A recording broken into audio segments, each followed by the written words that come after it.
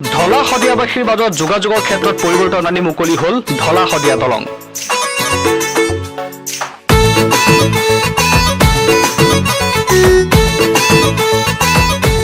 ঢলা শদিয়া দলং মুকলি হ'ল, কেনেকুৱা লাগিছে কি ক'বা? খুব ভাল লাগিছে। আগতে আমি নাৱেৰে গৈছিলোঁ, এতিয়া দলঙৰ ওপৰে গাড়ীৰে যাম। দলং মুকলি হোৱাৰ পাছত দেখিছোঁ সকলোৱে আনন্দত মতলীয়া হৈছে আৰু তোমালোককো দেখিছোঁ খুব আনন্দত আছা তোমালোক। ঢলা শদিয়া দলং হ'ল যেতিয়া টিভি চেনেলত খবৰ পালোঁ তেতিয়া ঢলা শদিয়া দলং হ'ল যেতিয়া টিভি চেনেলত খবৰ পালোঁ তেতিয়া ছোৱালী শদিয়াৰ ল'ৰা হ'ল ইপাৰৰ মিলিছে দুটি মন মনে মনে সিহঁতৰ সেয়েহে ওলাহে বুকুতে নধৰে অসমৰ চকে কোণে নতুনৰ ঢোল বাজে আনন্দৰ চিঞৰ মাৰি নাচো বাগো এতিয়া ঢলা শদিয়া দলং হ'ল যেতিয়া টিভি চেনেলত খবৰ পালোঁ তেতিয়া